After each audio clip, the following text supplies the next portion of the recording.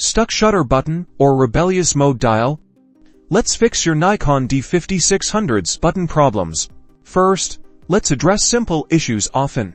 A quick restart can magically resolve a minor glitch. Power off your Nikon D5600 completely.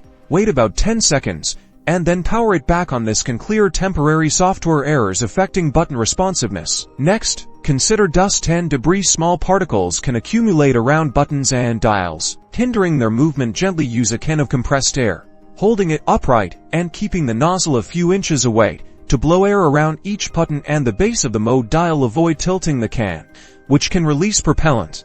A common culprit for erratic behavior is a low or faulty battery. Remove the battery from your Nikon D5600. Inspect the battery contacts for any dirt or corrosion.